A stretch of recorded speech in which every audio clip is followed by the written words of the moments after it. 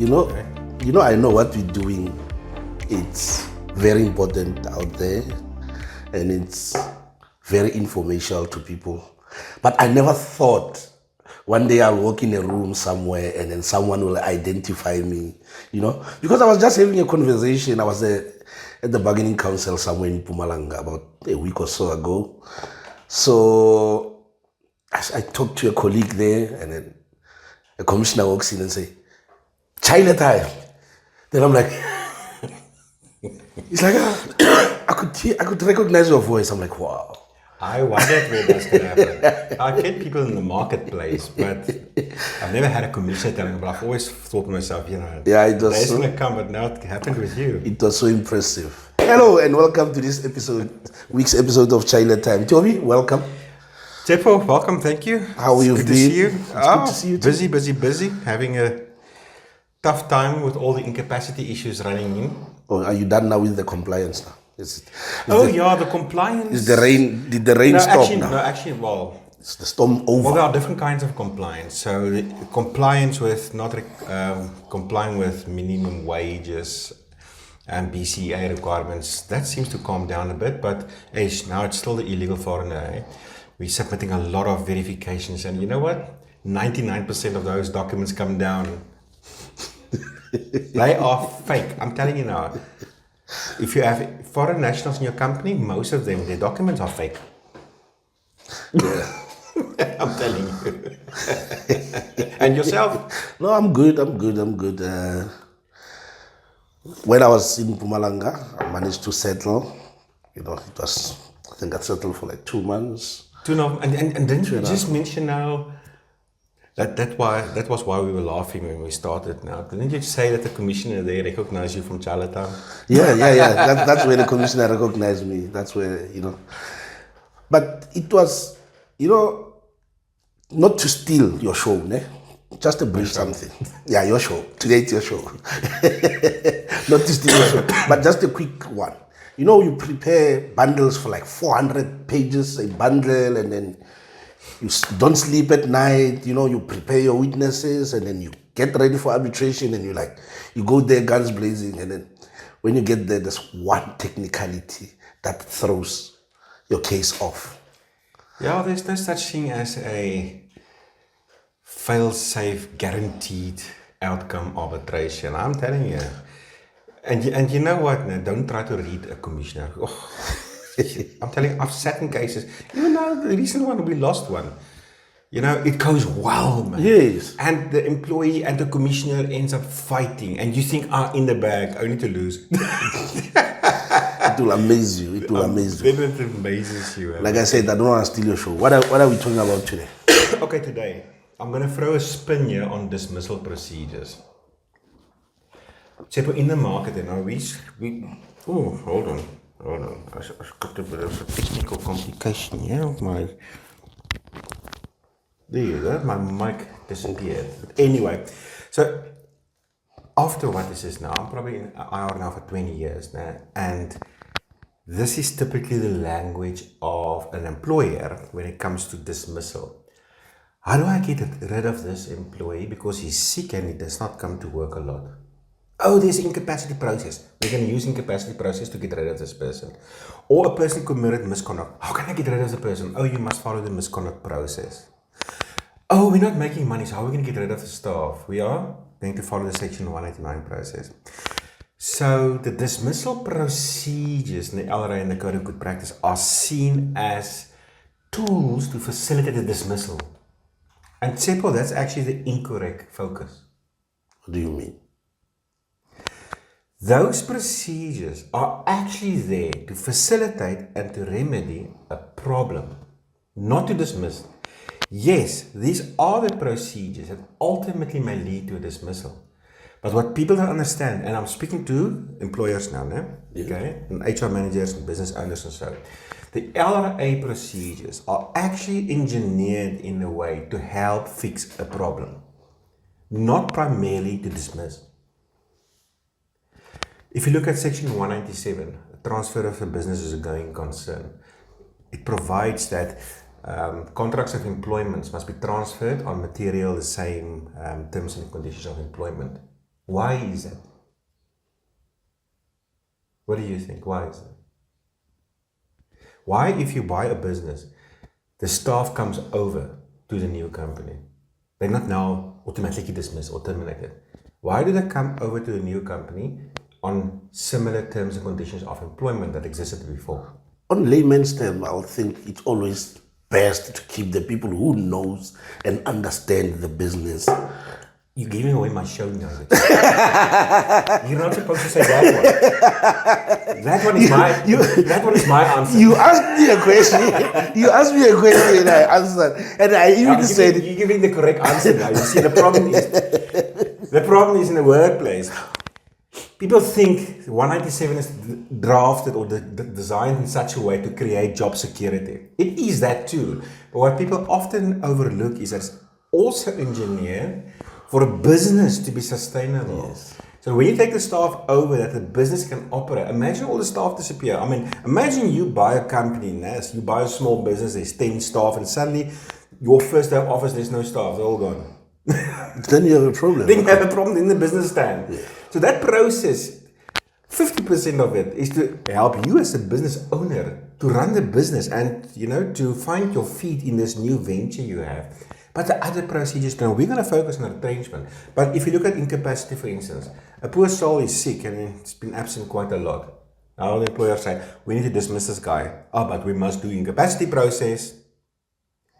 The process is to try to find a solution for both the employer and the employee who are ill. And that's why you look at alternatives, maybe giving the guy... Is it a long-term or short-term? Is it a long-term, short-term incapacity? And can we employ someone on it? Right at the end, and only if it's reasonable, yes, then you can dismiss. When you exhausted all the remedies. But also from a social justice perspective, think about this. How can we have you can't live in a society...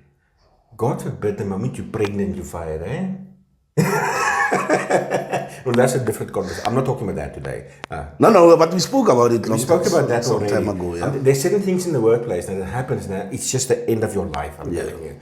And when you are ill and you happen to exhaust your sick leave, it's the end of your road. Because then the employer can ask, HR manager, follow the incapacity process. Why? Not to remedy the situation, but to get rid of this person, yeah. Now, you can't live in a society that if you are ill, now you are going to be out of a job. We're going to be the wild, wild west now. If people get ill, they must just get fired now, you see. But we don't think that way. We see the dismissal processes as vehicles to get rid of people. Not to remedy a situation. Now, here's an employer that got burned badly in terms of Section 189. And this is the thing with Section 189. Employers normally start at the end. You first decide you're going to retrench staff. Then you consult HR, what is the process? HR then says, Section 189, so we use it as a vehicle to get rid of people. Now in this case, this is a CCMA arbitration award I received in my networks this last week.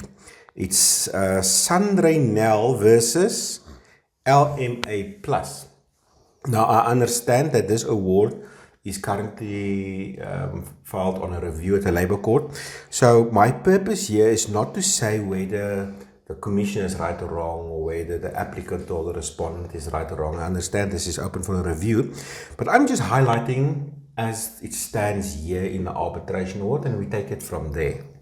So, what is interesting? What employers often do, and that happened here also, they will give a person a notice, okay? In this case, it was a notice that seems to say you are retrenched. But now in arbitration, now the employers try to sugarcoat this. No, it was actually an invitation to consult, and there was this whole consultation process.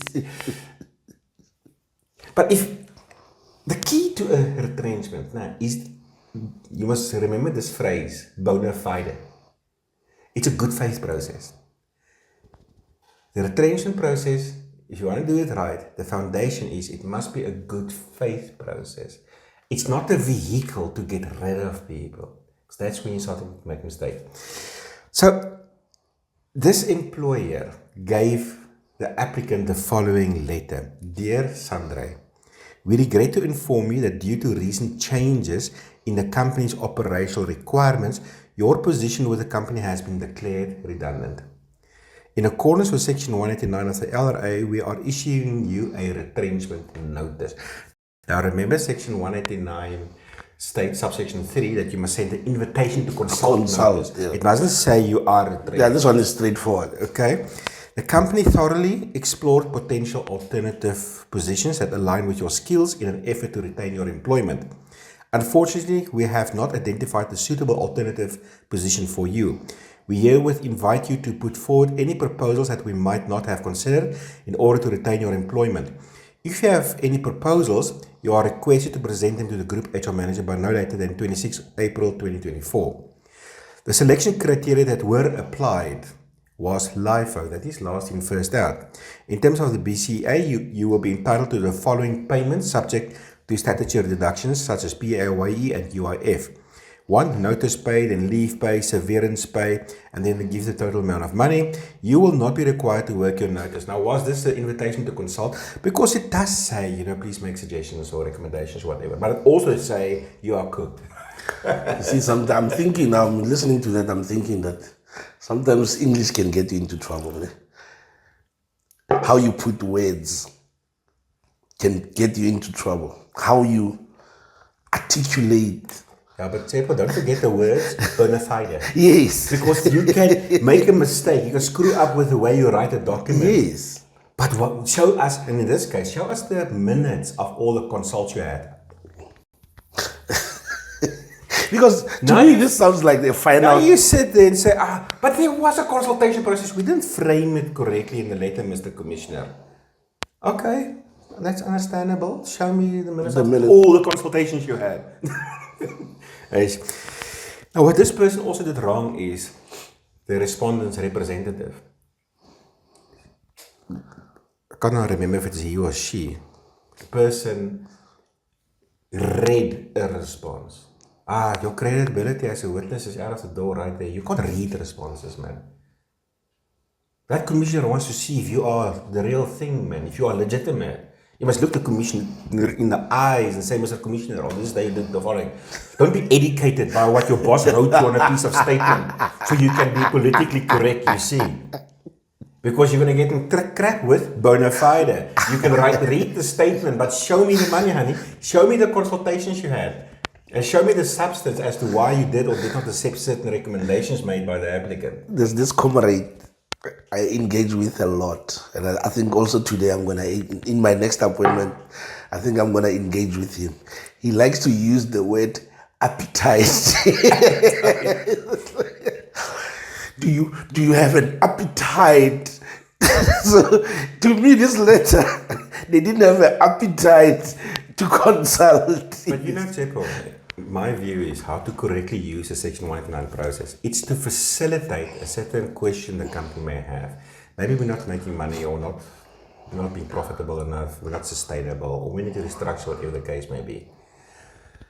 Maybe you should issue the Section 189 anyway, even if a retrenchment is not necessarily on your mind. Yes. But maybe sometimes you as a board, you sit and you think, it seems like we may have a problem. One remedy really could be is if we can create different positions, change certain terms and conditions of employment of some of our existing staff, and then issue a Section 189 saying, listen guys, here's a problem. To everyone. Let's talk. Yeah. Let's fix this. But do it in the context of 189. Why? Because 189 actually facilitates the solution. Not to Margaret, because Margaret's position has become redundant.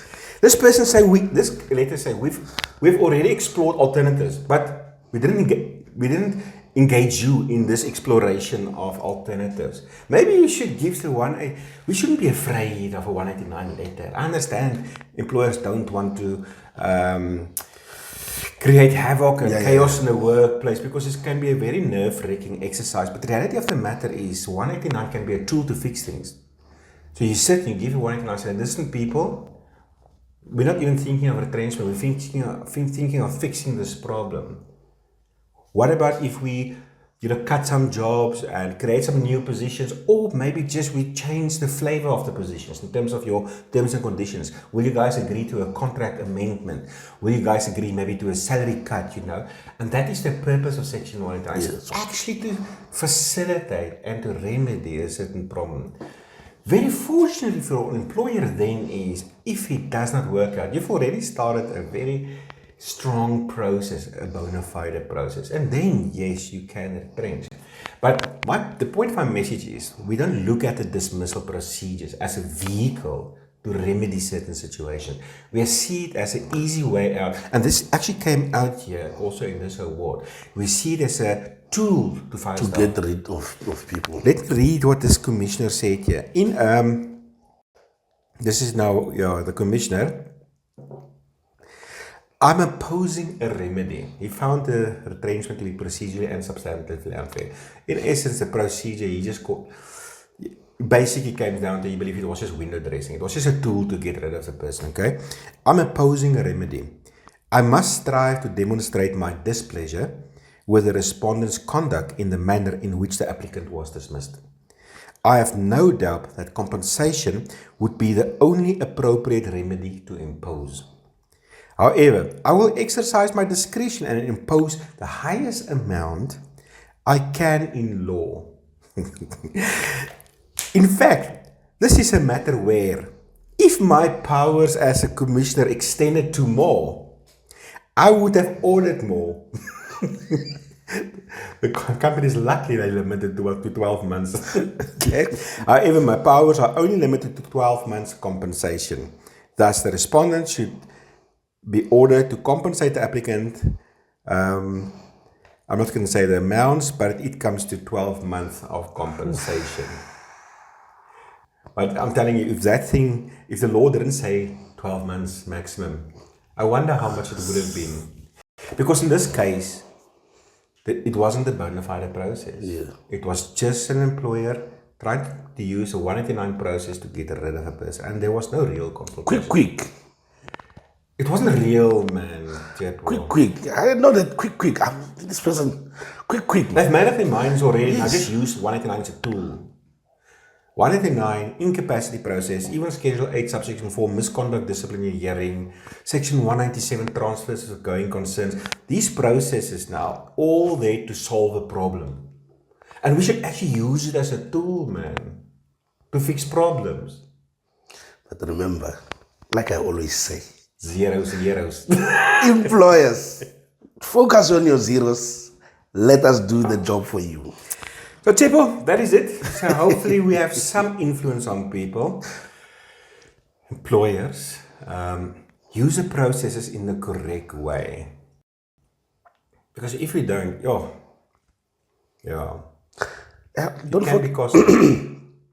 forget to engage, ask questions. Don't forget to like and subscribe so that we can also engage with you. Don't make that mistake.